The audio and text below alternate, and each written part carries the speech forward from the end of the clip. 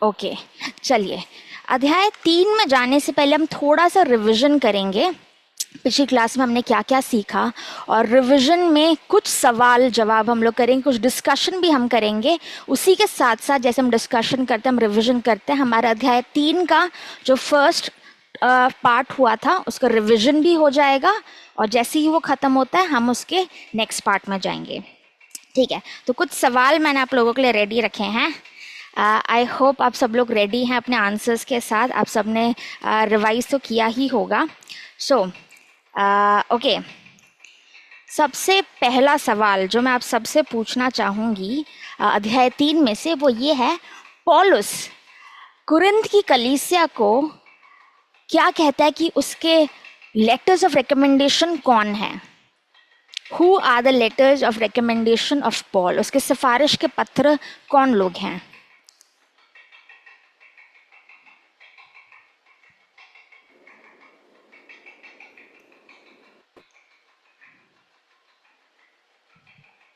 कोई जवाब देना चाहेगा? हम लोग हैं। हम लोग यीशु मसीह की पत्री हैं। बिल्कुल सही जवाब। पौलुस कहता है कि जो बिलीवर्स हैं यानी हम लोग ही यीशु मसीह की पत्री है। इसी से हमारा नेक्स्ट सवाल हो जाता है, वो कैसे? हम लोग यीशु मसीह की पत्री कैसे हैं?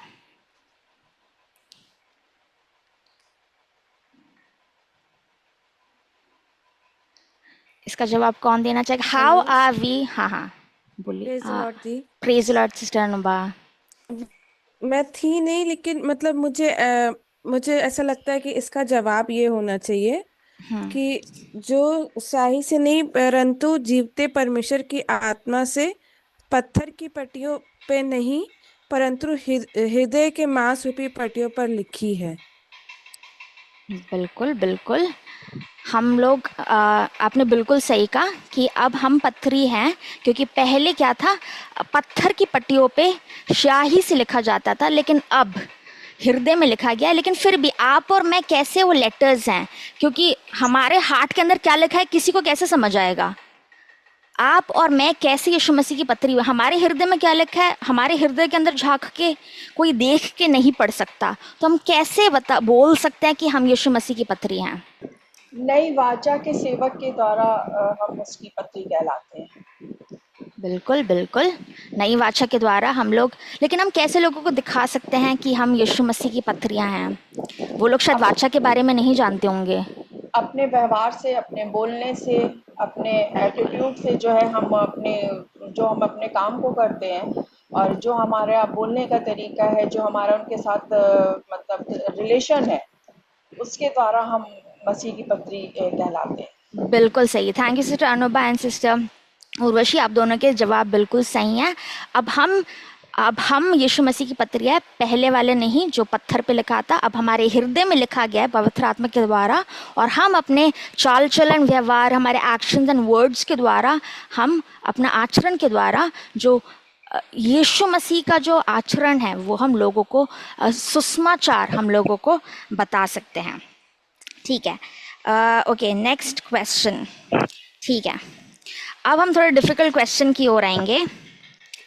हाँ, अब जैसे आपने वाचा का वर्णन किया था, तो अब हम थोड़ा वो करना चाहेंगे, डिफरेंस पुरानी वाचा और नई वाचा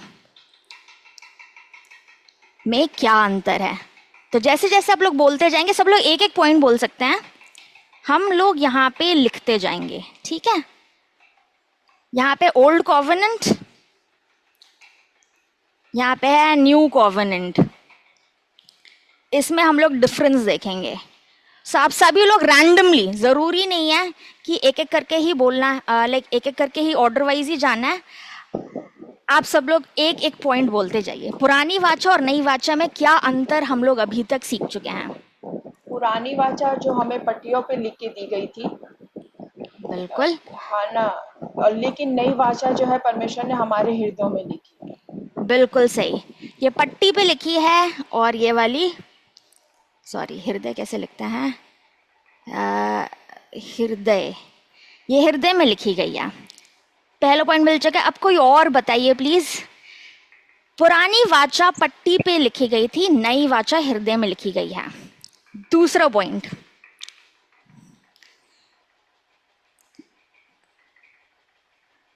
second difference of old covenant and new covenant.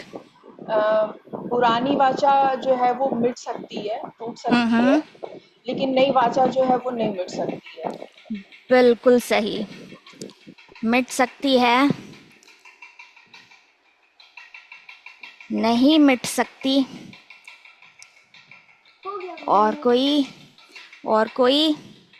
पुरानी वाचा में हमें मतलब हम दोष लगाने वाली वाचा थी, वो हमारे ऊपर दोष लगाती थी। बिल्कुल सही, बिल्कुल सही। पुरानी वाचा दोष लगाती थी हमारे ऊपर, नई वाचा हम पे दोष नहीं लगाती, निर्दोष बनाती है हमें। हाँ बिल्कुल सही। इसको हम नेक्स्ट में ही कर लेते हैं। ये हमें धर्मी नहीं बना सकती, लेकिन नई वाचा हमें धर्मी बनाते यीशु मसीह के द्वारा। ठीक है, तो एक में 2 पॉइंट्स आ गए। ये धर्मी नहीं बना सकती हमें, ये सिर्फ दोष लगाती थी, आपने गलत किया है या फिर आपने सही किया, आप सही चल पा रहे हो या नहीं, धर्मी नहीं बना सकती। लेकिन जो नई वाचा है वो हमें यीशु मसीह में धर्मी बनाती है। ये स्याही से लिखी गई है। दूसरा पॉइंट कोई बताना चाहेगा? ये स्याही से लिखी गई है। और ये किसके द्वारा लिखी गई है? आत्मा। बिल्कुल सही, पवित्र आत्मा ने ये हमारे हृदय में लिखा है। पवित्र आत्मा के द्वारा ही ये हमारे अंदर। हाँ, और कोई? इसका मध्यस्थ कौन है पुरानी वाचा का? पुरानी वाचा का मध्यस्थता किसने किया? मूसा ने।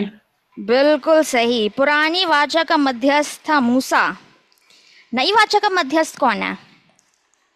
परमेश्वर, यीशु मसीह। यीशु मसीह, बिल्कुल सही। यीशु मसीह के लहू के द्वारा उन्होंने, हाँ ठीक है, ओके। और कोई? ऑलमोस्ट सारे पॉइंट्स हो गए हैं। ये जब वो कनान की ओर जा रहे थे वहाँ पे हुआ, ये क्रूस पर हुआ, उतना रेलेवेंट नहीं है। ठीक है, काफ़ी सारे पॉइंट्स। और कोई यहाँ पे ऐड करना चाहेगा इन डिफरेंसेस में? मनो को बदलती है। बिल्कुल, ये मनो को नहीं बदल पाती। ये ओल्ड वाचा मनो को नहीं बदल सकती। हाँ। और पुरानी वाचा शब्द मारता है, जैसे लिखा आत्मा जलाता है। हाँ, चलो थोड़ा स्पेस बना दो। मनो को नहीं बदलती, ये मनो को बदलती है। आप सबको दिखाई दे रहा है ना ये लिखा हुआ? और ये एक बहुत इंपॉर्टेंट पॉइंट है, ये मृत्यु को, है ना, दोष लगाती है। तो मृत्यु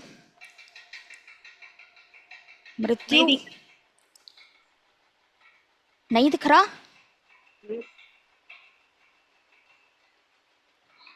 और ये जीवन उत्पन्न करती है ना। हमने क्या बोला? शब्द मारता है लेकिन आत्मा जीवन उत्पन्न करता है। ओह, बहुत सारे डिफरेंस हो गए, है ना। ओके, मैं आप लोगों के लिए रिपीट कर देती हूँ ताकि अगर आप लिख रहे हैं, ठीक है। पुरानी वाचा ओल्ड कॉवेनेंट पट्टियों पे, स्टोन टैबलेट्स पे लिखी गई थी। न्यू कॉवेनेंट हमारे हृदय में लिखी गई है। पुरानी वाचा मिट सकती थी, नई वाचा अनंत काल के लिए है ना। ये अनंत काल तक बांधी गई वाचा है। अब हम पुरानी वाचा में नहीं है, वो खत्म हो गई। ये दोष लगाती थी, कॉन्डेमनेशन लेकर आता था ओल्ड कॉवेनेंट। ये दोष नहीं लगाती।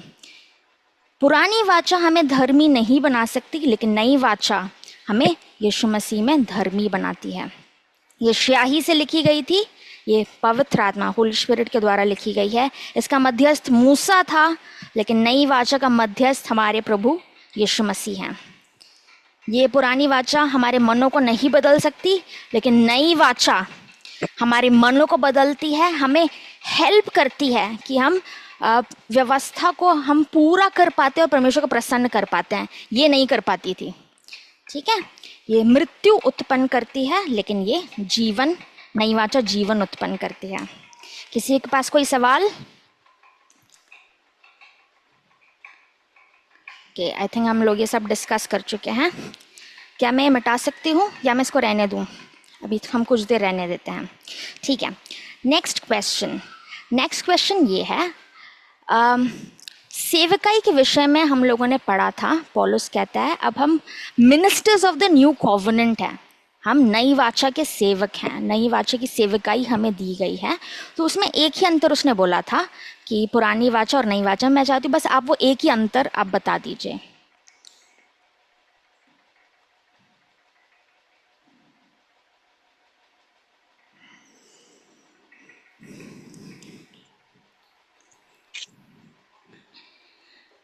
जी हाँ,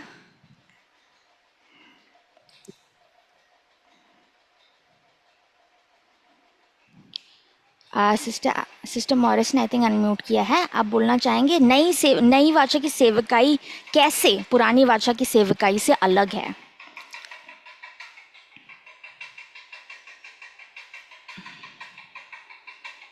कोई भी? आत्मा से। हाँ जी, नई वाचा आत्मा से, आत्मा की अगुवाई में की जाती है। बिल्कुल सही।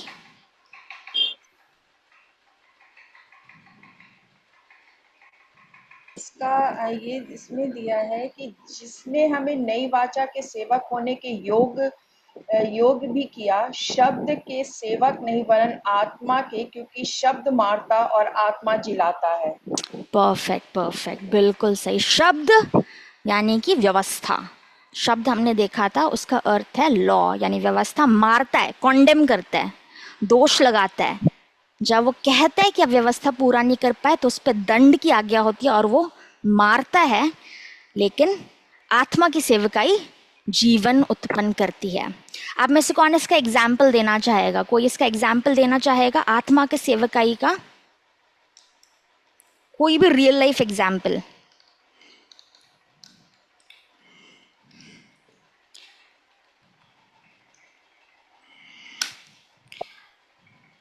आत्मा में सेवकाई करना जीवन कैसे उत्पन्न करता है? अब ये हमने पढ़ लिया, लेकिन रियल लाइफ चर्च में या फिर आपके नेबर्स में आप ये कैसे देखते हो? आत्मा का सेवकाई कैसे जीवन उत्पन्न कर रहा है?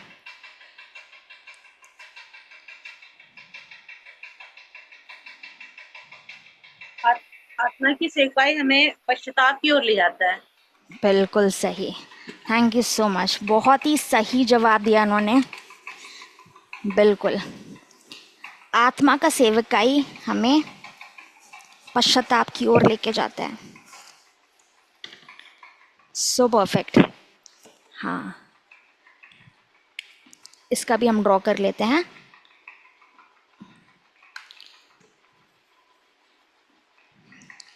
यह पुरानी वाचा की सेवकाई, यह नई वाचा की सेवकाई। अगर आप देखोगे तो ये रीति रिवाज में बहुत ज़्यादा बेस्ड था। सेरेमोनियल क्लीनिंग, हाथ क्लीन करना, डेड बॉडी के पास नहीं जाना, ये नहीं करना, वो करना। फिजिकल व्यवस्था पे बहुत बेस्ड था, बहुत ही फिजिकल यानी शारीरिक देह पे बहुत ज़्यादा फोकस करता था। ठीक है, हम कह सकते हैं, लेकिन ये आत्मिक है। अब क्या है, यीशु मसीह ने कहा है कि अगर आप किसी को बुरी नजर से देख भी लेते हो, है ना, अब का सेवकाई क्या है? बिल्कुल सेरेमोनियल क्लीनिंग, बाहरी क्लीनिंग से ज़्यादा आत्मिक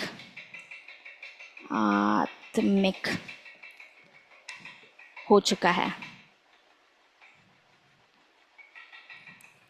पहले याजक क्या करते थे? अगर आप डेड बॉडी के पास चले गए, आपने ये कर लिया, वो कर लिया, तो बाहर से शुद्धिकरण कर लो, बलिदान लेकर आ जाओ, ये कर लो।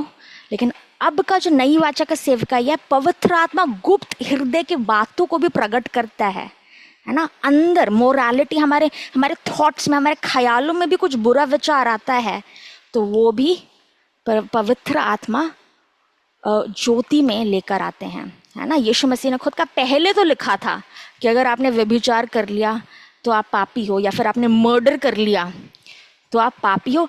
अब क्या है, अब हमारे ख्यालों में भी अगर हमने किसी के विरोध में, अगर हमने नफरत कर रहे हैं, यानी हम मन में उसको मर्डर कर चुके हैं, है ना। अगर हमने किसी स्त्री को बुरी नज़र से भी देख लिया, यानी हम व्यभिचार उसके साथ कर चुके हैं। और ये क्या है, पुरानी वाचा क्या दोष लगाती थी, तो क्या ग्लानी लेकर आता है, ग्लानी। माँ की रोटी दे क्या? हाँ जी,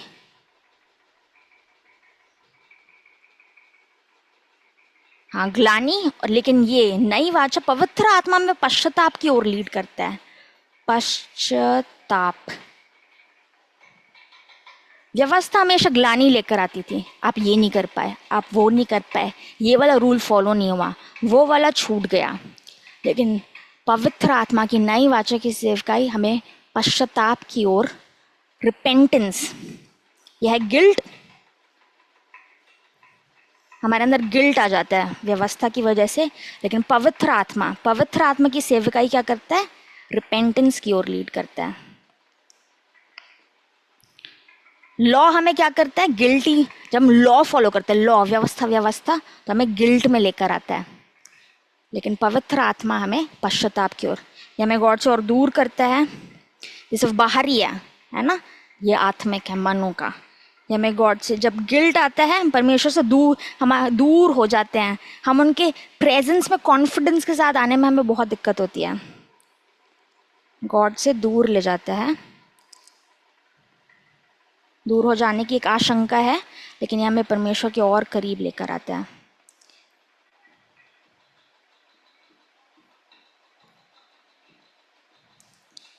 ठीक है। और ये मृत्यु, ये तो हम पढ़ चुके, मृत्यु उत्पन्न करता है और ये जीवन उत्पन्न करता है।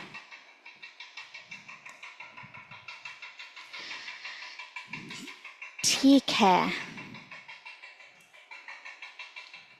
आई होप आप सभी को क्लियरली नजर आ रहा है। ठीक है, यहाँ तक किसी के पास कोई सवाल?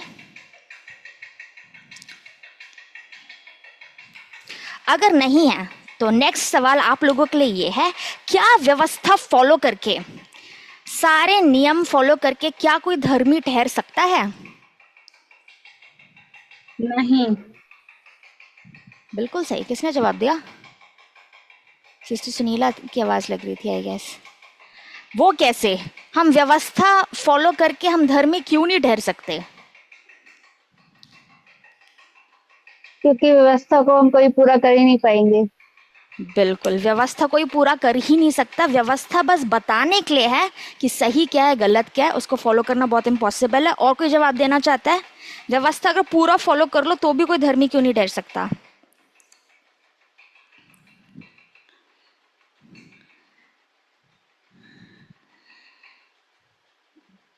कोई कंप्लीट करना चाहता है इसको? क्योंकि व्यवस्था केवल हमारे पाप का बोध कराती है हमें, यही।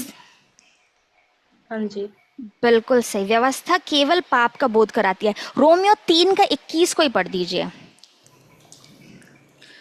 रोमियो 3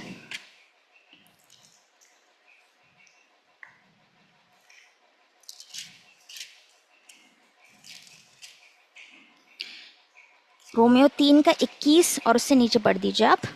परंतु जब व्यवस्था से अलग परमेश्वर की वह धार्मिकता प्रकट हुई है, जिसकी गवाही व्यवस्था और भृतकता देते हैं, अर्थात परमेश्वर की वह धार्मिकता जो यीशु मसीह पर विश्वास करने से सब विश्वास करने वालों के लिए है, क्योंकि वह कुछ भेद नहीं, इसलिए कि सबने पाप किया है और परमेश्वर की महिमा से रहित हैं। बहुत धन्यवाद। कोई और वर्जन है क्या? 21 कोई और वर्जन में? आई थिंक एक ही वर्जन है हिंदी में। इंग्लिश में ऐसे लिखा है, but now a righteousness from God apart from law has been made known to which the law and prophets testify. अब आप ये वाला वचन पढ़ दीजिए, 24-25। परंतु उसके अनुग्रह से उस छुटकारे के द्वारा जो मसीह यीशु में है सतमय धर्मी ठहराए जाते हैं। हम्म उसे परमेश्वर ने उसके लहू के कारण एक ऐसा प्रायश्चित ठहराया जो विश्वास करने से कार्यकारी होता है, कि जो पाप पहले किए गए और जिनकी परमेश्वर ने अपनी सहनशीलता से आनाकानी की, उनके विषय में वह अपनी धार्मिकता प्रकट करे।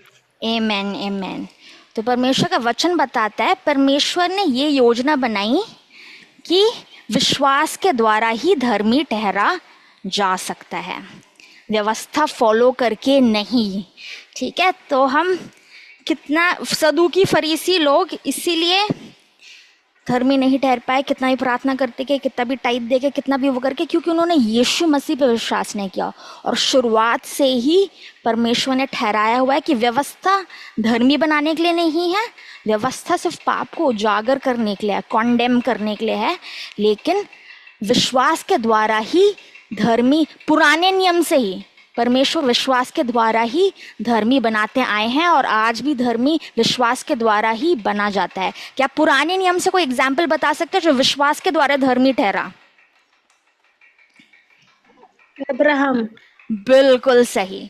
पुराने नियम में व्यवस्था थी, लेकिन फिर भी हम देखते पुराने नियम में भी वो, उसने क्योंकि विश्वास किया वो धर्मी ठहरा। उसके बाद उसने सर्कमसिजन किया। तो हम अभी हम खोलेंगे नहीं, क्योंकि आज हमारा क्लास उस बारे में नहीं है, है ना। पहले उसने विश्वास किया, उसके बाद क्योंकि उसने विश्वास किया उसने आज्ञाकारिता दिखाई और खतना किया। तो उसके विश्वास के द्वारा गॉड ने उसको धर्मी ठहराया, और उसका धर्मी होने का निशानी था खतना।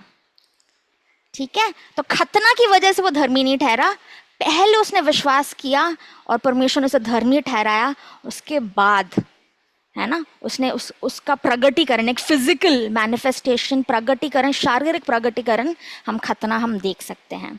तो पुराने नियम से ही व्यवस्था का काम कभी भी धर्मी ठहराना नहीं था।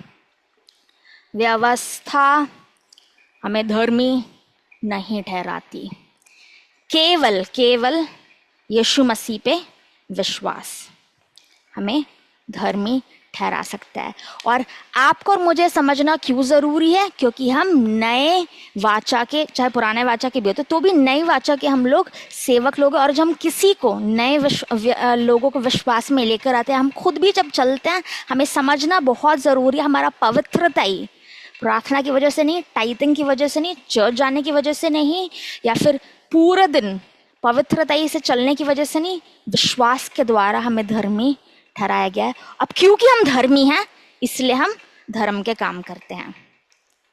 क्योंकि मैं एक धर्मी व्यक्ति हूँ, यीशु मसीह के लहू के द्वारा मैं धोई गई हूँ, इसलिए मैं चर्च जाती हूँ। मुझे पसंद है चर्च जाना, मुझे प्रार्थना करना पसंद है, मुझे वचन पढ़ना पसंद है, टाइट डालना पसंद है, मुझे प्रार्थना करना पसंद है, लोगों के साथ संगति करना बहुत पसंद है। ठीक है, सो ये सारी चीज़ें मुझे पवित्र नहीं करते, लेकिन क्योंकि मैं यीशु ने मुझे पवित्र किया है इसलिए मैं ये सारी चीज़ें करती हूँ। ठीक है, आई होप आप सभी को क्लियर है। ओके, सो नेक्स्ट क्वेश्चन एक अच्छा क्वेश्चन है, मैं चाहूँगी हम लोग इसमें डिस्कस करें। आत्मा में चलना क्या होता है? What is walking in the spirit? अगर हम फ्लैश के चलाए नहीं चल रहे, अगर हम ओल्ड कॉवेनेंट के नहीं हैं, तो आत्मा में चलना क्या होता है? विश्वास में चलना होता है। विश्वास में चलना, पवित्र आत्मा हमें पश्चाताप की ओर लेके जाती है। बिल्कुल, वो हमें पश्चाताप की ओर लेके जाता है। अब हमें स्टोन टैबलेट रीड करने की ज़रूरत नहीं है। पवित्र आत्मा जो हमारे हृदय के अंदर उंडेला गया है, हमें कन्विक्ट करता है, बोध कराता है पाप का, है ना, पश्चाताप की ओर लीड करता है। और क्या बोला था आप लोगों ने? ये पश्चाताप की ओर वो ले जाती है और हमें जीवन और शांति, हाँ, जीवन और शांति देती है, शांति उत्पन्न करता है, जीवन और शांति।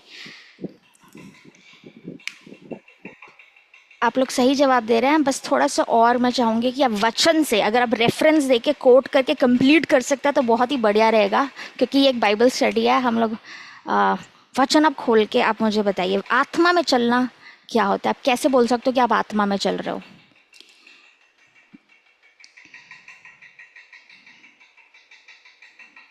ये रोमियो 8 का 1 से 7 में है। हाँ, चलो हम लोग रोमियो 8 का 1 से 7 पढ़ेंगे।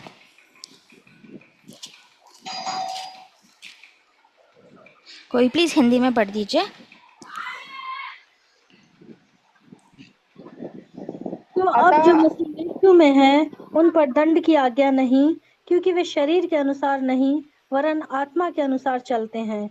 क्योंकि जीवन की आत्मा की व्यवस्था ने मसीह यीशु में मुझे पाप की और मृत्यु की व्यवस्था से स्वतंत्र कर दिया है। कहाँ तक पढ़ना है? इसमें आप 7 तक पढ़ दीजिए। क्योंकि जो काम व्यवस्था शरीर के द्वारा दुर्बल होकर के न कर सकी, उसको परमेश्वर ने किया, अर्थात अपने ही पुत्र को पापमय शरीर की समानता में और पाप के बलिदान होने के लिए भेजकर शरीर में पाप पर दंड की आज्ञा दी, इसलिए कि व्यवस्था की विधि हम में जो शरीर के अनुसार नहीं वरन आत्मा के अनुसार चलाए चलते हैं पूरी की जाए। क्योंकि शारीरिक व्यक्ति शरीर की बातों पर मन लगाते हैं, परंतु आध्यात्मिक व्यक्ति आत्मा की बातों पर मन लगाते हैं। शरीर पर मन लगाना तो मृत्यु है, परंतु आत्मा पर मन लगाना जीवन और शांति है। क्योंकि शरीर पर मन लगाना तो परमेश्वर से बैर रखना है, क्योंकि ना तो शरीर की व्यवस्था क्योंकि ना तो परमेश्वर की व्यवस्था के अधीन शरीर ना तो परमेश्वर की व्यवस्था के अधीन है और ना हो सकता है। हाँ, बहुत बहुत धन्यवाद। एक शारीरिक मनुष्य शारीरिक बातों पे मन लगाता है, वचन खुद कह रहा है हमें, ठीक है। लेकिन एक आत्मिक व्यक्ति आत्मिक बातों पे मन लगाता है ना। और जो शरीर की बातों पे मन लगाता है उसमें क्या है? मृत्यु उत्पन्न होता है, अशांति। लेकिन जो आत्मिक बातों पे मन लगाता है उसके लिए शांति और जीवन है। मैं कुछ ऐड कर सकती हूँ? बिल्कुल बिल्कुल। इसमें गलतियों 5, हम बिल्कुल उसी में जाने वाले थे। Thank you so much Anuba. गलातियों 5 उसके 16 से पूरा 25 तक। लेकिन इसमें जो मेन जो मैं जो सोच के आई थी, उसमें आत्मा का 9 फल के जिक्र किया गया है। और फल तभी आता है जब आत्मा जब पेड़ लगता है, जब हमें फ्रूट मिलता है, जब कुछ अच्छे जब कुछ मेहनत की जाती है तब उसका फ्रूट मिलता है। तो फ्रूट आत्मा का तभी मिलेगा जब हम उसमें जब चल रहे होंगे, तभी हमें उसका फ्रूट मिलता है। तो वो फ्रूट जो है वो यही है, प्रेम, आनंद, शांति, धीरज, कृपा। जब ये हमारे अंदर दिखने लग जाएगा तो इसका अर्थ है कि हम आत्मा में चल रहे हैं। बिल्कुल सही जवाब दिया आप दोनों का, कंबाइंड बिल्कुल करेक्ट आंसर है। एक शारीरिक मनुष्य शारीरिक, उसके थॉट्स भी शारीरिक होता है, उसके एक्शंस भी शारीरिक होता है, उसका मन शारीरिक बातों पे लगा रहता है। आत्मिक व्यक्ति आत्मिक बातों पे मन लगाता है। और गलातियों 5 का मैं चाहती हूँ हम लोग 19 से 25 तक पढ़ दीजिए। नहीं 19 से मत पढ़ना, आप 16-17 पढ़ दीजिए। 16-17-18 इसके बाद हम थोड़ा डिस्कस करेंगे। 16-17-18 पर मैं कहता हूँ आत्मा के अनुसार चलो तो तुम शरीर की लालसा किसी भी रीति से पूरी न कर सकोगे। क्योंकि शरीर आत्मा के विरोध में और आत्मा शरीर के विरोध में लालसा करती है, और ये एक दूसरे के विरोधी हैं, इसलिए कि जो तुम करना चाहते हो वो ना करने पाओ। हाँ, तो यहाँ हमें पता चलता है कि ये लोग बिल्कुल एक दूसरे के विरोधी हैं, एक दूसरे के बिल्कुल विपरीत हैं। ऐसे ही दिखाते हैं ना, विपरीत, इक्वल टू का साइन का ऑपोजिट है ना। तो परमेश्वर का वचन क्या बोल रहा है? अगर तुम आत्मा के चलोगे तो तुम शरीर की लालसाओं को पूरा ना करोगे। नीचे हम सभी ने पढ़ा हुआ है तो हम पढ़ेंगे नहीं, है ना। शरीर के काम तो क्या कहते हैं, शरीर के काम प्रकट हैं, और शरीर के काम लिखा है सेक्सुअल इमोरालिटी, इम्प्योरिटी, है ना, मूर्ति पूजा, विचक्राफ्ट करना, नफरत करना, जेलसी करना, गुस्सा, लड़ाई करना, ड्रंकनेस, एनवी, ऑर्जी, व्यभिचार, ये सारे प्रकट हैं। तो ये सारे काम शरीर के काम हैं।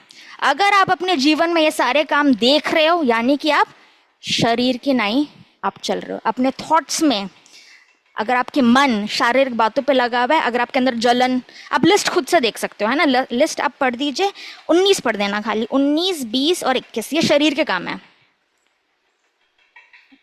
शरीर के काम तो हाँ। प्रकट है, अर्थात वे विचार, गंदे काम, लुचपन, मूर्ति पूजा, टोना, बैर, झगड़ा, ईर्ष्या, क्रोध, विरोध, फूट, विधर्म, डाह, मतवालापन, लीला क्रीड़ा और इनके जैसे और काम है। इनके विषय में मैं तुमको पहले से कह देता हूँ, जैसा पहले कह भी चुका हूँ, कि ऐसे ऐसे काम करने वाले परमेश्वर के राज्य के वारिस न होंगे। बिल्कुल सही। तो लिस्ट परमेश्वर का वचन हमें दे चुका है। मैंने सब कुछ तो नहीं लिखा, लेकिन जैसे मैंने सुना, आप लोग अपनी बाइबल्स खोल के आप लोग नोट्स में लिख सकते हैं। ये सारे प्रगट हैं, ठीक है। जलन, ये जलन का हमारे मन में आता है, जलन करना, व्यभिचार, बैर, झगड़ा, लीला क्रीड़ा, ईर्ष्या, मूर्ति पूजा, ये सारे काम प्रकट है। और अगर आप अपने जीवन में इन कार्यों को देख रहे हो, इन विचारों को देख रहे हो, मतलब वहाँ पे आप शरीर के अनुसार या फिर शरीर के अगुवाई में आप चल रहे हो। लेकिन आत्मा में चलाए चलना क्या, बिल्कुल इसका विपरीत। बाइबल में हमने क्या पढ़ा अभी 16 में, ये बिल्कुल इसका ऑपोजिट है, और ये एक दूसरे के विरोधी है। तो जलन, व्यभिचार, इसका क्या होगा, है ना, आप लोग पढ़ दीजिए, 22 पढ़ दीजिए, 22, 23, हाँ 22 और 23।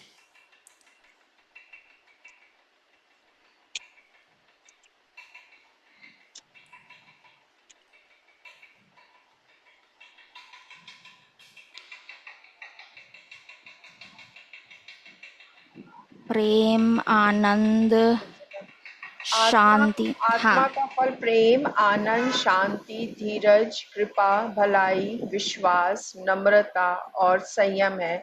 ऐसे ऐसे कामों के विरोध में कोई भी व्यवस्था नहीं है। हाँ, ये सारे अगर आप अपने अंदर देखते हो तो फिर आप समझ जांच सकते हो, परमेश्वर के वचन के अनुसार आप जांच सकते हो कि आप आत्मा के अगुवाई में या फिर आत्मा के अनुसार चल रहे हो।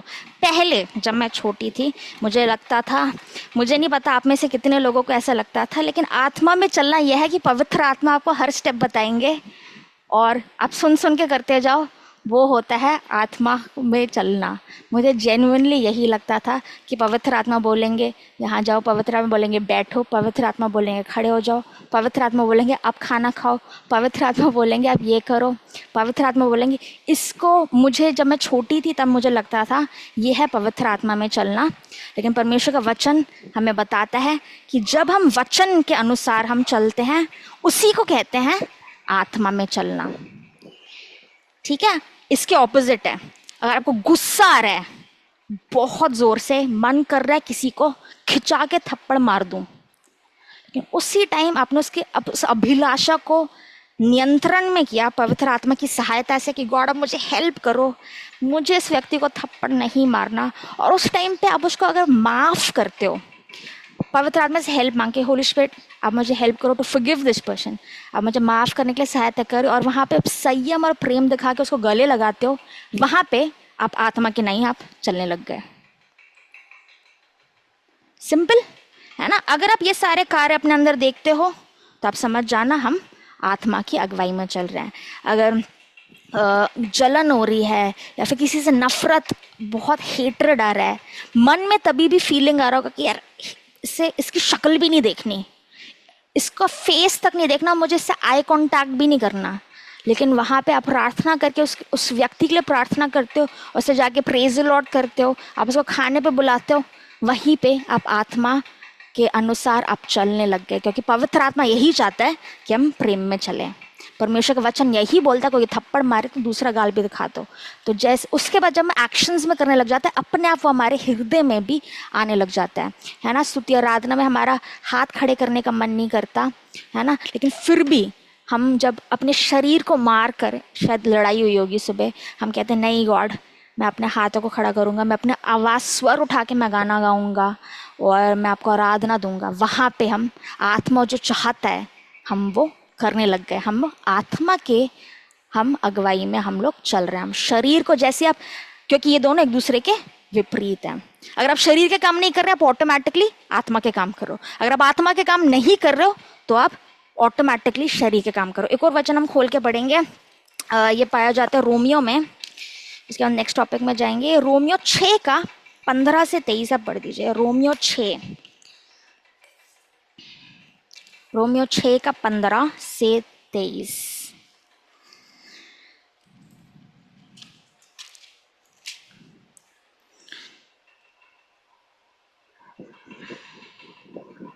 तो क्या हुआ, क्या हम इसलिए पाप करें कि हम व्यवस्था के अधीन नहीं वरन अनुग्रह के अधीन है? कदापि नहीं। क्या तुम नहीं जानते जिसकी आज्ञा मानने के लिए तुम अपने आप को दासों के समान सौंप देते हो उसी के दास हो, चाहे पाप के जिसका अंत मृत्यु है, चाहे। हाँ, बस एक सेकेंड हम एक पॉज लेंगे यहाँ पे। क्या कोई कुछ कह रहा है? हाँ, तो अभी हमने क्या पढ़ा, जिसको हम अपने आप को दे देते हैं हम उसी के दास हैं। दुनिया में काफ़ी सारे लोगों को लगता है कि वो फ्री हैं, माय बॉडी माय चॉइस, मेरा लाइफ है, मेरा जो मन करेगा मैं वो करूँगा। लेकिन इस पूरी दुनिया में कोई भी स्वतंत्र नहीं है। या फिर आप पाप की गुलामी कर रहे हैं या फिर आप धार्मिकता की गुलामी कर रहे हैं। कोई ना कोई आपका स्वामी है। यहाँ इस दुनिया में कोई मनुष्य पूरी रीति से स्वतंत्र नहीं है ना। अभी हमने इस आयत में क्या पढ़ा 16 में, क्या तुम नहीं जानते कि तुम जिसको आज्ञा मानने के लिए अपने आप को दे देते हो तुम उसके ही दास हो जाते हो। अब आप नीचे पढ़ दीजिए प्लीज, 17 से नीचे। हाँ,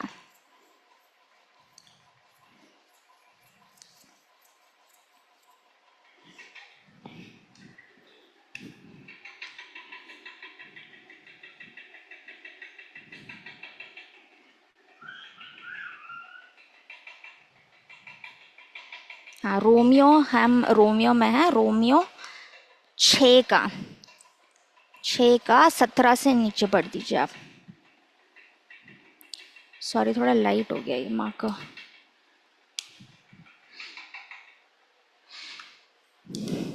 किसी को मिल जाए तो पढ़ दीजिए। परंतु परमेश्वर का धन्यवाद हो कि तुम जो पाप के दास थे अब मन से उस संदेश के मानने वाले हो गए जिसके सांचे में ढाले गए थे, और पाप से छुड़ाए जाकर धर्मी के दास हो गए। आगे बढ़ दीजिए। मैं तुम्हारी शारीरिक दुर्बलता के कारण मनुष्यों की रीति पर कहता हूँ, जैसे तुमने अपने अंगों को कुकर्म के लिए अशुद्धता और कुकर्म के दास करके सौंपा था, वैसे ही आप अपने अंगों को पवित्रता के लिए धर्म के दास के करके सौंप दो। बस बहुत धन्यवाद। तो कह रहे हैं परमेश्वर ने अपने पाप से छुड़ा के धार्मिकता के दास कर दिया है। हम में से कोई फ्री, हम मसीह यीशु में स्वतंत्र हैं, लेकिन वो हमारे स्वामी हैं। जब वो हमारे स्वामी हैं और हम उनके, वो हमें दास नहीं कहते, अपने मित्र कह के हमें वो बुलाते हैं। लेकिन पौलुस क्या कहता है, मैं तुम्हें ये एग्जाम्पल दे रहा हूँ, है ना। दास होने का एग्जाम्पल क्यों दे रहा है? ताकि हमें समझ आए। ठीक है, तो कह रहा है कि यहाँ पे कोई स्वतंत्र नहीं, या फिर तुम पाप के दासत्व में हो या फिर आप धार्मिकता के दासत्व में हो। पहले हम क्या था, पाप कर करके उसके दासत्व में थे। एक बारी शायद आपने खुद से पाप किया होगा, दूसरी बारी भी आपने खुद से किया, तीसरी बार ना चाहते हुए भी वो हम पे हावी हो गया, हमारे ऊपर प्रभुता करने लग गया और वो हम उस पाप के गुलाम बन गए। ना चाहते हुए भी हमें उसके बंदी बन गए और करते जा रहे हैं। लेकिन परमेश्वर का धन्यवाद हो कि उन्होंने हमें पाप के दासत्व से निकाल के धार्मिकता का, हमें गुलाम नहीं बोलूँगी, उसके दासत्व में हमें लेकर आए। क्यों? ताकि हम अपने अंगों को धार्मिकता के लिए दे दें। जब हम धार्मिकता करते हैं, एक बार ही थोड़ा मुश्किल होगा, दूसरी बार भी आपको और मुश्किल लगेगा, तीसरी बार आप देखना आपको थोड़ी आसानी होने लग जाएगी, चौथी बार आपको बहुत आसान लगेगा, 5वीं बारी तक वो आपका कैरेक्टर बन चुका होगा, आपका आचरण बन चुका होगा, आप मसीह यीशु के जैसे आप बनते चले जाओगे। इसको कहते हैं आत्मा में चलना। धार्मिकता के लिए अपने अंगों को हम दे दें, है ना। जैसे वचन कहता है अब हम पाप, हर कोई यहाँ पे स्वतंत्र नहीं है ना, हम या फिर पाप के अधीन है या फिर हम धार्मिकता के अधीन है।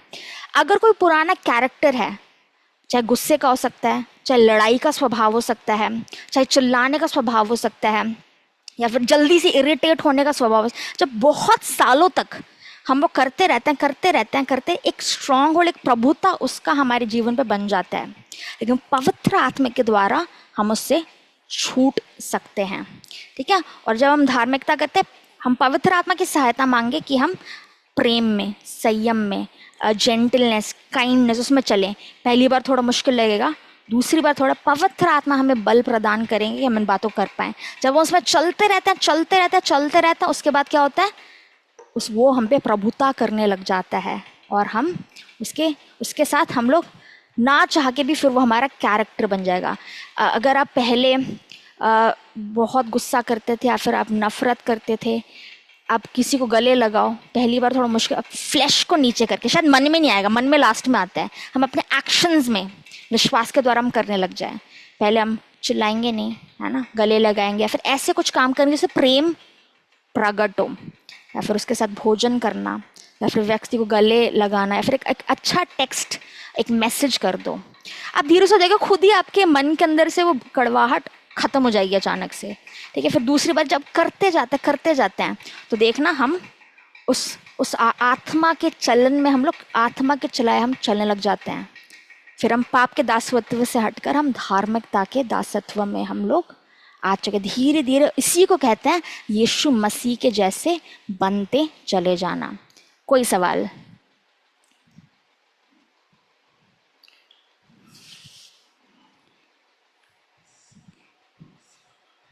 किसी के पास कोई सवाल है?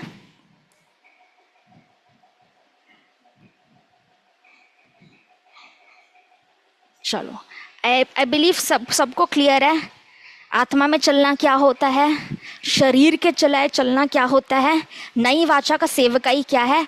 तो अब मैं आशा कर रही हूँ कि हम सभी लोग इस हफ्ते से, अब मुझे पता है आप लोग पहले से ही इसके लिए बहुत स्ट्राइव करते आए हो, पहले से आप लोग काफ़ी मेहनत कर रहे हो, लेकिन जब हम वचन सीखते हैं, क्यों ना पवित्र आत्मा में और सहायता करें, पवित्र आत्मा में चलने के लिए, पवित्र आत्मा में सेवकाई करने के लिए, पवित्र आत्मा में ही सब बातों को करने के लिए। इतना मुश्किल नहीं है, वचन के अनुसार चलना ही, अपने अंगों को धार्मिकता के लिए दे देना, यही आत्मा में चलना है, ठीक है। अगर क्लियर है तो हम चैप्टर 3 में जाएंगे और हम आज चैप्टर 3 ख़त्म करेंगे, ठीक है। ये हमारा रिवीजन ख़त्म हो गया है। मैं चाहती हूँ हम लोग दूसरा कुरिन्थियों अध्याय 3 में हम लोग खोलेंगे। आप लोग खोल लीजिए मेरे साथ दूसरा कुरिन्थियों अध्याय 3, ठीक है। हम लोग आयत 1 से लेके हम लोग 6 तक हम कर चुके थे, जहाँ पे हमने पुरानी नई वाचा डिस्कस किया था, पुरानी वाचा की सेवकाई, नई वाचा की सेवकाई किया था। आज हम 7 से लेके पूरा नीचे 18 तक करेंगे। आयत 7 से लेके, सॉरी ये ब्लैक मार्कर नहीं चल रहा है, 7 से लेके पूरा 18 करेंगे, ठीक है।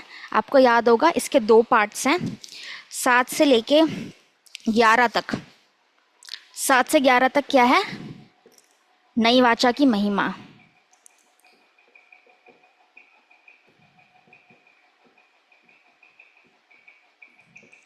ठीक है। और 12 से लेकर 18 तक क्या है? पवित्र आत्मा प्रकट करते हैं,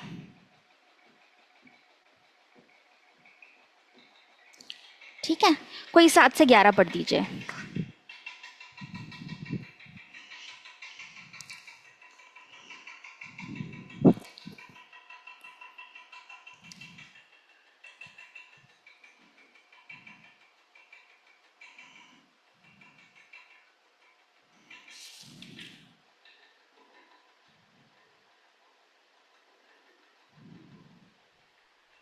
यदि मृत्यु की वह वाचा जिसके अक्षर पत्थरों पर खोदे गए थे यहाँ तब तेजोमय हुई, कि मूसा के मुंह पर के तेज के कारण जो घटता भी जाता था, इजरायली उसके मुंह पर दृष्टि नहीं कर सकते थे।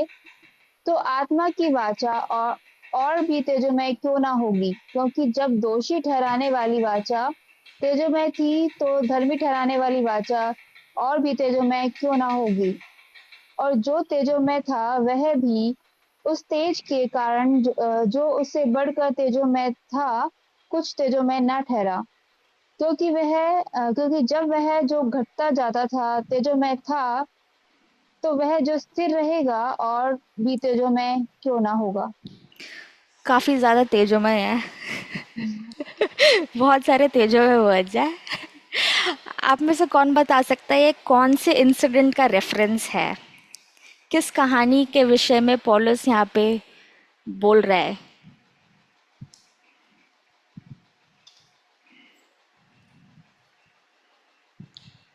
जब मूसा पहाड़ पे चला गया था, तो 40 दिन के बाद जब वो वापस उतरा था और दोनों पट्टियों को हाथों में लेके, उस टाइम परमेश्वर का जो तेज था उसके चेहरे पे था। उसी इंसिडेंट की बात हो रही है। बिल्कुल सही, बिल्कुल सही।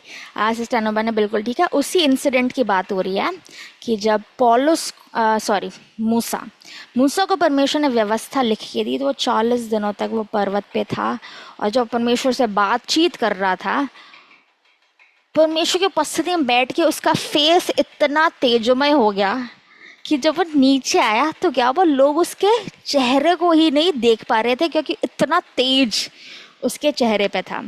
तो पता उसने क्या किया था? क्या आप जानते हैं आगे क्या होता है? उसका फेस तेजोमय हुआ था तो क्या उसके हुआ था? कपड़े कपड़े डाल लिए लोगों थे। ने कहा था अपना मुंह ढांप ले। हाँ, ये इम्पोर्टेंट है क्योंकि नीचे अभी हम पढ़ेंगे, ठीक है? इसका हाँ, ये इम्पोर्टेंट है। तो उसने क्या किया, अपने फेस पे उसने क्या किया, एक पर्दा डाल दिया। ठीक है, ये है पर्दा।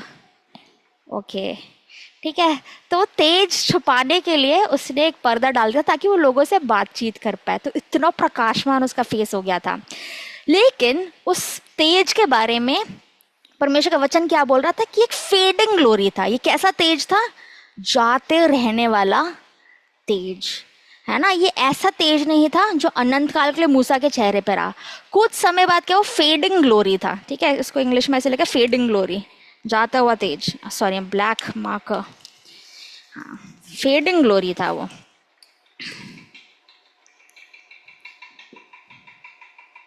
यानी कि हमेशा के लिए मूसा के चेहरे पे नहीं रहा, कुछ समय बाद वो और हल्का हो गया, हल्का हो गया, हल्का। एंड में क्या हुआ, वो अपना वेल यानी वो पर्दा हटा के वो बात कर सकता था।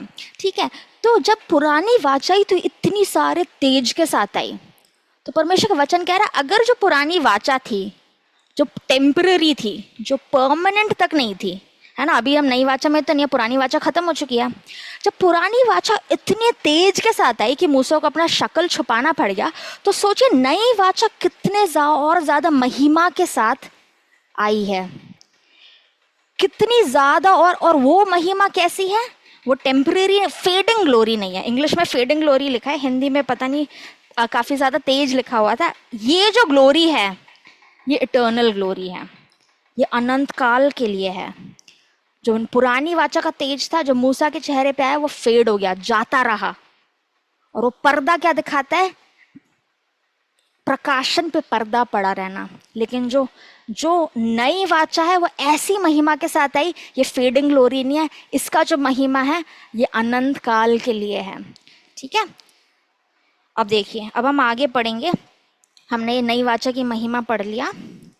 अब आप मेरे साथ खोल लीजिए, आप 12 से नीचा पढ़ दीजिए पूरा।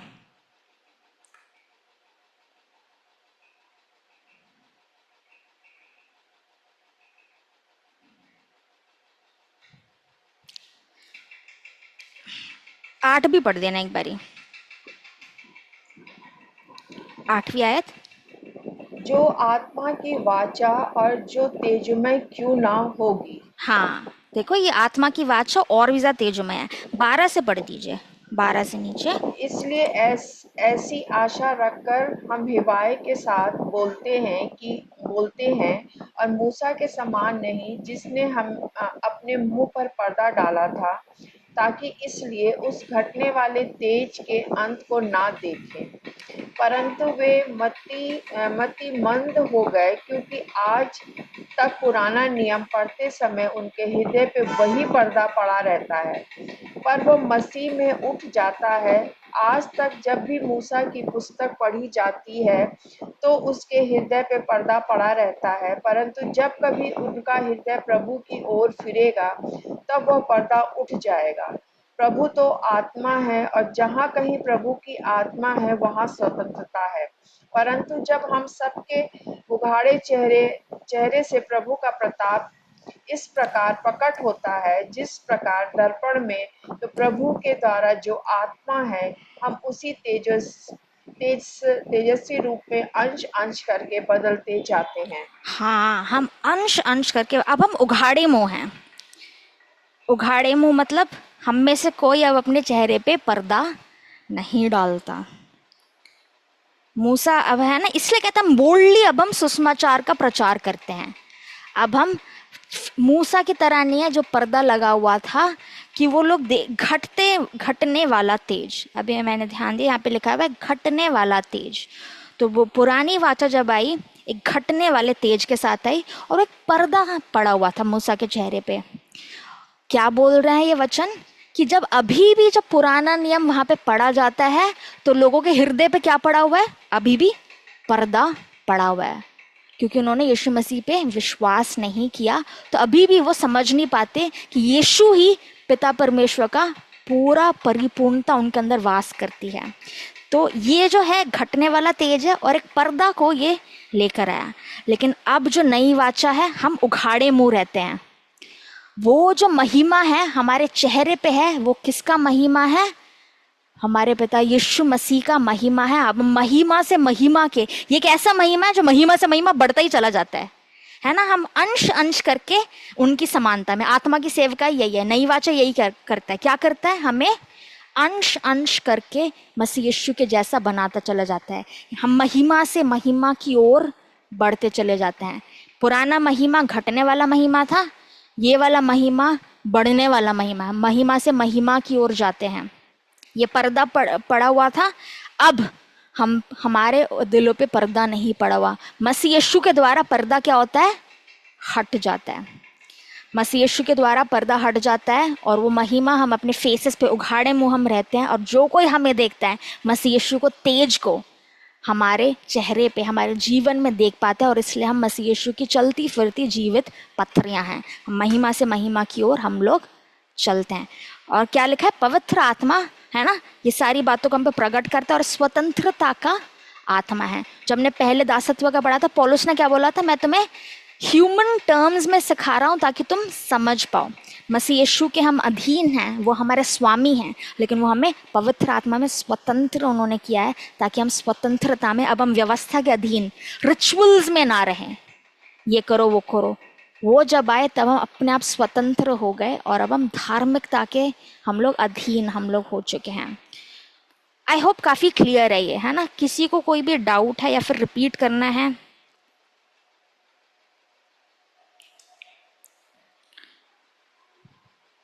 कोई भी क्वेश्चन या कोई भी डाउट? ये लास्ट वर्सेस जो हमने अभी पढ़े, ये हमें बताता है कि जो पुराना था, है ना, यहाँ पे क्या लिखा हुआ था? 15वीं आयत में ऐसे लिखा है ना, 3:15 में, अब भी, आज भी जब पुराना नियम यानी व्यवस्था लोगों के बीच में पढ़ा जाता है, उनके हृदय पे एक पर्दा पड़ा हुआ है। लेकिन पवित्र आत्मा हमें गुप्त बातें, वो गुप्त बातें हम पे प्रकट करता है। मैं चाहती हूँ हम इफिसियों का 1 निकालें। इफिसियों अध्याय 1 उसका 8 और 9 पढ़ दीजिए। इफिसियों 1 उसका 8 और 9।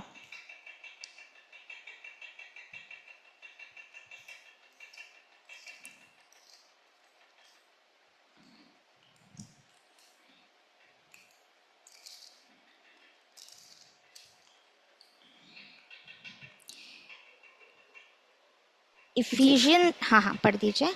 जिसे उसने सारे ज्ञान और समझ सहित हम पर बहुतायत से किया, क्योंकि उसने अपनी इच्छा का भेद उस भले अभिप्राय के अनुसार हमें बताया, जिसे उसने अपने आप में ठान लिया था। नौ भी पढ़ दिया आगे भी। आपने? नौ भी पढ़ दिया? हाँ। हिंदी में काफ़ी डिफ़िकल्ट है। मैं इंग्लिश में पढ़ देती हूँ आपके लिए। ऐसे लिखा है that he lavished on us with all wisdom and understanding, and he made known to us the mystery of his will according to his good pleasure which he purposed in Christ. ये जो मसीह एक mystery है जो अब हम पे पवित्र आत्मा के द्वारा प्रकट हुआ है कि मसीह हमारे अंदर रहता है। 17 और 18 भी आप पढ़ दीजिए इसी अध्याय का।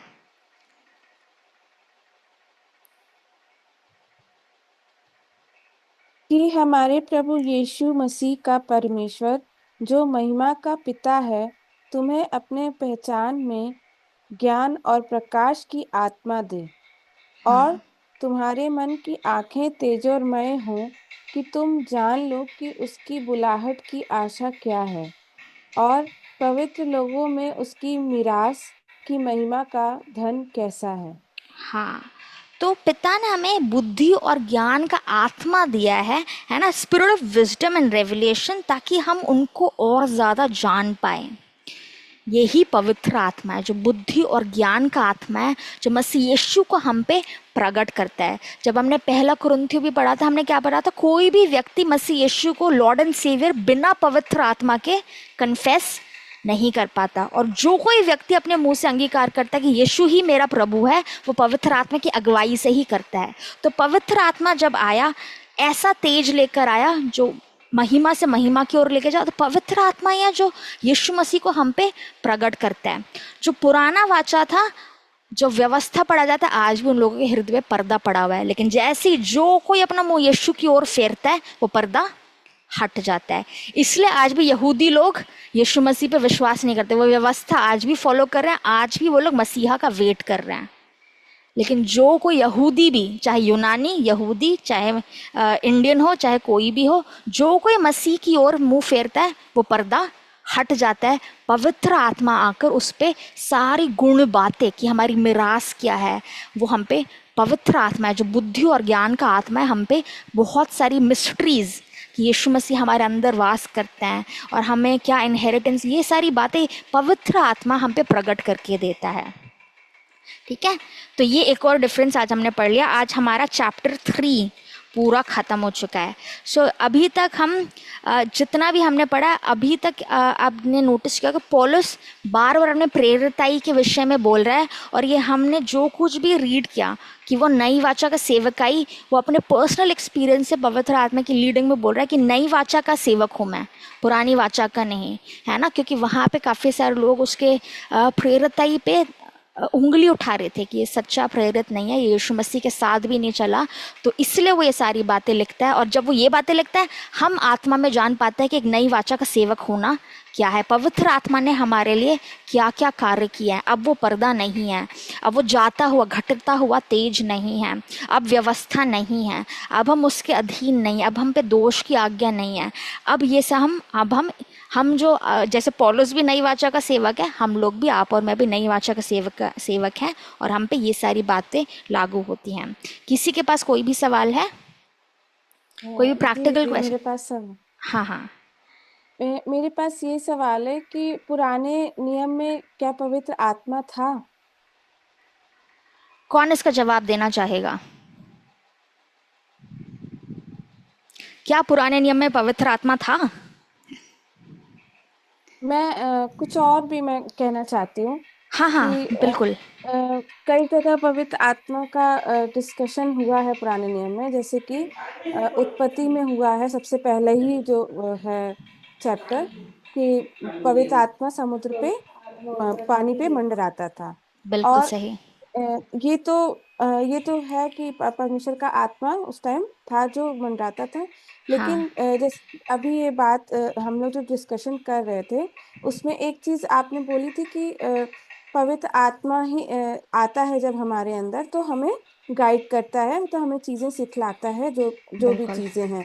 तो जब मैं अभी शैमुएल पढ़ रही थी, सेकंड शैमुएल अभी कुछ दिन पहले पढ़ रही थी, तो उसमें दिया था कि जब शैमुएल ने शाऊल का जब अभिषेक किया, तो अभिषेक करने के कुछ देर बाद जब वो नबियों से मिला, तो वो उसके अंदर पवित्र आत्मा आ गया, साफ साफ क्लियर वहां पे लिखा है कि उसके अंदर बिल्कुल पवित्र आत्मा आ बिल्कुल। गया और वो करने लगा, नब नब वो क्या नबूवत। कहते, हाँ नबुवत करने लगा। हाँ, बिल्कुल सही। तो उसी को लेके मेरे अंदर ये सवाल है कि क्या पवित्र आत्मा उस समय भी लोगों को गाइड करता था?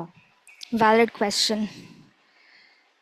सिस्टर मेरे पास भी एक पुराने नियम से एग्जांपल है, वो मैंने कल ही पढ़ा। हाँ हाँ ये हाँ, ये उसमें मिलता है निर्गमन 31 में। हाँ, निर्गमन 21। 31 31 ठीक है। हाँ जी। तो उसका है ये 3 वर्स मैं पढ़ना चाहती हूँ। हाँ इसमें ये मूसा के ही बारे में लिखा है।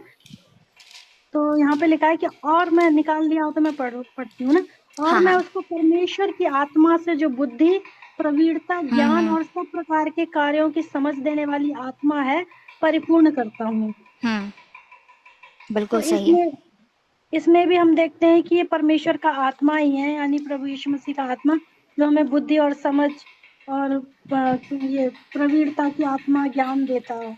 बिल्कुल सही।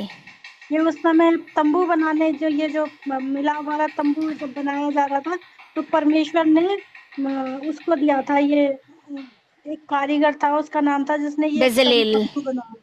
हाँ जी। हाँ हाँ हाँ, बिल्कुल सही कहा।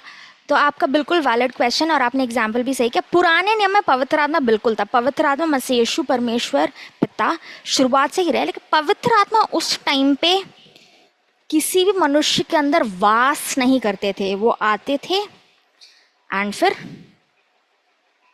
चले जाते थे। अब क्या है, अब हम उनका मंदिर हैं और वो हमारे अंदर, आग बना देती हूँ पवित्र आत्मा के लिए, हमारे अंदर वास करते हैं। ठीक है, तो अब जितने एग्जाम्पल्स देखोगे, जैसे आपने अभी सोलोमन का भी शाऊल का भी एग्जाम्पल दिया कि पवित्र आत्मा किसी स्पेसिफिक कार्य के लिए आता था, वो व्यक्ति पवित्र आत्मा की लीडिंग में वो कार्य करता था, और फिर क्या होता था, आत्मा कुछ समय के लिए, फिर हम उसके अंदर लगातार एक फेलोशिप पुराने नियम में कहीं पे भी नहीं देखते। पवित्र आत्मा आके लोगों से बात करता, अपने सामर्थ्य से भरता। अगर आप उसको भी देखोगे, सैमसन, पवित्र आत्मा इतने बल से उसके ऊपर उतरता कि वो बहुत से लोगों को मारता। उसके बाद क्या होता, पवित्र आत्मा उसके अंदर रहने वाला, अब हम घर बन चुके हैं। ये चीज यीशु मसीह के बाद ही हुआ है। पुराने नियम में बिल्कुल पवित्र आत्मा था, पवित्र आत्मा लोगों को बुद्धि ज्ञान देता, कुछ कार्य करने के लिए सामर्थ्य देता, नबुवत करने के लिए अगुवाई करता। पवित्र आत्मा आता, लोगों को लीड करता। जितने भविष्यवक्ता थे, पवित्र आत्मा की अगुवाई में ही वो लोग भविष्यवाणी करते, या फिर परमेश्वर का वचन है ना। पुराने नियम में कैसे लिखा है, जब एजेकियल आप देखोगे, यिर्मयाह, जब यशाया, तो प्रभु का आत्मा मुझे यहाँ से वहाँ लेके गया, प्रभु का आत्मा मुझ पे इतने बल से था कि ऐसे हुआ। लेकिन ये जो नए नियम का है, अब हम परमेश्वर का मंदिर है और पवित्र आत्मा हमारे अंदर रहता है, आता और जाता नहीं है। ये सिर्फ हम नए नियम में देखते हैं कि एक बार हम पवित्र आत्मा से भर जाएं, बैप्टिज्म ऑफ होली स्पिरिट मिलता है, फिर पवित्र आत्मा आता और जाता नहीं। जब तक हम अनंत काल के लिए, तब तक पवित्र आत्मा मेरे अंदर है। उनका सामर्थ्य जो कभी कभी किसी कार्य के लिए अचानक से मेरे ऊपर, क्योंकि हर समय सामर्थ्य कार्य करेगा तो मेरा बॉडी खत्म हो जाएगा, क्योंकि बहुत ज़्यादा पावरफुल है। पवित्र आत्मा का सामर्थ्य मुझे कुछ हेल्प करता है सेवकाई में, कि अचानक से पवित्र आत्मा सामर्थ्य उतरता है और मैं शायद नबुवत करूं या फिर शायद चंगाई का कार्य करूं। लेकिन पवित्र आत्मा को उपस्थिति हर समय मेरे अंदर घर करता है। जैसे हम वचन में पढ़ते हैं कि अब हम परमेश्वर का मंदिर और पवित्र आत्मा हमारे अंदर वास करता है। पहले हम मंदिर नहीं थे। पहले मंदिर कहाँ था? बाहर था। पहले क्या था? हर चीज शारीरिक था। अब हर चीज क्या हुआ है? आत्मिक हो चुका है। तो पहले परमेश्वर का आत्मा हर समय कहाँ रहता था? मंदिर में। होलीएस्ट ऑफ होलीज में हमेशा क्या होता था? अति पवित्र स्थान। यहाँ पे अति पवित्र स्थान, यहाँ पे परमेश्वर की उपस्थिति हमेशा आग की नाई यहाँ पे ऐसे बनी रहती। लेकिन अब ये मंदिर कौन है? हम लोग हैं। आप और मैं वो मंदिर बन चुके हैं। हमारे अंदर पवित्र आत्मा रहता है। पहले भी पवित्र आत्मा था, लेकिन वो हमारे अंदर वास नहीं करता था, क्योंकि हम यीशु मसीह के लहू के द्वारा शुद्ध नहीं किए गए थे, और पवित्र आत्मा हमारे अंदर रह नहीं सकता था, क्योंकि रहने के लिए उसको बहुत ही पवित्र स्थान चाहिए। और पवित्र आत्मा हमारे अंदर नहीं रहता था, वो हमें अगुवाई करता था या फिर हमें हेल्प करता था बहुत सारे कार्य करने के लिए परमेश्वर के लिए, जैसे सौल ने किया, जैसे सोलोमन ने किया, जैसे बेजलेल ने मंदिर को बनाया, जैसे सैमसन ने लोगों को मारा, भविष्यवक्ताओं ने भविष्यवाणी की। लेकिन हम मंदिर हैं, वो लोग ऐसे मंदिर नहीं थे। परमेश्वर का आत्मा यहाँ मंदिर में रहता था, अब हम वो मंदिर हैं। अब मैं वो टेम्पल हूँ, इसलिए मुझे अलग से मंदिर में नहीं जाना पड़ता। वे लोग मंदिर में जाते थे, वहाँ अति पवित्र स्थान में लगातार परमेश्वर की उपस्थिति बनी रहती। अब वो उपस्थिति मेरे अंदर है। ये एक डिफरेंस आ गया है नई वाचा में और पुरानी वाचा में। वहाँ पे परमेश्वर की उपस्थिति अति पवित्र स्थान में थी, अब मैं ही वो मंदिर हूँ। पवित्र आत्मा मेरे अंदर हर समय वास करता है, हर एक फेलोशिप लगातार बने रहता है। मैं वो मंदिर हूँ। पहले पवित्र आत्मा हेल्प करते थे, अब वो मेरे अंदर वास करते हैं। किसी को कोई भी सवाल है या कोई एडिशन जो आप लोग करना चाहेंगे? हाँ दीदी, एक सवाल और है। हाँ, बिल्कुल बिल्कुल। दीदी थोड़ा सा मतलब थोड़ा सा डीप मीनिंग टाइप का सवाल है। मतलब हाँ, ये सवाल है कि क्या शादीशुदा जीवन में भी पवित्र आत्मा वैसे ही रहता है? बिल्कुल बिल्कुल बिल्कुल बिल्कुल, उसमें कोई डिफरेंस नहीं है। आप अनमैरिड हो, आप मैरिड हो, अगर आप यीशु मसीह के पीछे होली हो, पवित्र आत्मा आपके अंदर वास करते हैं। एंड कुछ लोग पवित्र आत्मा से सुन के पवित्र आत्मा अगुवाई में चलता है, कुछ लोग नहीं चल पाते। लेकिन क्या पवित्र आत्मा उनके अंदर है? अगर वो यीशु मसीह पे के साथ चल रहा है, एक नॉर्मल बिलीवर है, तो भी पवित्र आत्मा इतने ईजिली जाते नहीं हैं, है ना। पहले क्या होता था, पुराने नियम में हम देखते थे, वो कुछ करते थे, पवित्र आत्मा उनको छोड़ के चले जाते थे। कैसे? हमने शाऊल का भी आपने स्टोरी रीड किया था, उसने डिसोबीडियंस किया, क्या हुआ? पवित्र आत्मा ने उसको कन्विक्ट नहीं किया। अभी क्या है, पवित्र आत्मा लगातार हमें क्या करता है? पश्चाताप के लिए हमें बोध कराता है, पाप का विरोध कराता है। यीशु मसीह ने क्या वादा किया था? जब पवित्र आत्मा तुम्हारे ऊपर आएगा, है ना, यीशु मसीह ने वादा किया था पवित्र आत्मा का, जब पवित्र आत्मा तुम पे उतरेगा, तुम्हारे ऊपर आएगा, वो तुम्हें पाप का, धार्मिकता का और न्याय का बोध कराएगा। तो अब क्या होता है, पवित्र आत्मा हमें बोध कराते रहता है। तो चाहे शादीशुदा हो चाहे अनमैरिड हो, अगर वो पवित्र आत्मा में बोध करा रहा है और हम उसको सुन लेते हैं, आज्ञाकारिता में चल लेते हैं, तो फिर हम उसके अगुवाई में हम चल रहे हैं। पुराने नियम में ये नहीं था, अगर आप डिसोबे करते तो पवित्र आत्मा चला जाता था। शाऊल को हमने देखा, उसने अनाज्ञाकारिता किया, पवित्र आत्मा उसको छोड़ के चले गए, और फिर वो दुष्ट आत्मा ग्रसित हो गया। फिर दाऊद को बुलाना पड़ा दुष्ट आत्मा निकालने के लिए। पवित्र आत्मा चला जाता था, लेकिन अब पवित्र आत्मा इतनी ईजिली नहीं जाते, वो लगातार हमें पवित्रता का, पाप का बोध कराते हैं। कुछ लोग बहुत आज्ञाकारिता के साथ चलते हैं, कुछ लोग उतनी आज्ञाकारिता के साथ नहीं चल पाते। लेकिन क्योंकि अब हम मंदिर हैं, पवित्र आत्मा में छोड़ के जाए, उसके लिए इतने ईजिली जाते नहीं हैं। अगर हम लगातार हम पाप में बने हुए हैं, हम लगातार परमेश्वर को दुखी कर रहे हैं, लगातार हम अनाज्ञाकारिता में चल रहे हैं, लगातार हम उन्हें दुखी कर रहे हैं पवित्र आत्मा को, तो ही है जब लास्ट की सिनेरियो होता है कि पवित्र आत्मा चले जाता है। उसके बाद होप काफ़ी डिफिकल्ट हो जाता है। चाहे मैरिड हो अनमैरिड हो, सेम सिचुएशन। मैरिड या अनमैरिड होने का उससे कोई लेना देना नहीं है, ये आपका इंडिविजुअल वॉक है क्राइस्ट के साथ। क्या आपको क्लियर है? हाँ क्लियर हो गया, है ना। और कोई कुछ चीज़ में बोलना चाहेगा? ड्राइंग काफ़ी फेडेड है। हाँ, ये रहा मंदिर, ये रहा परमेश्वर का आत्मा उपस्थिति।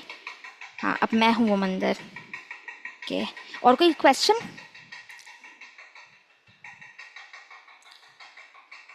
आई गेस किसी के पास नहीं है। ओके।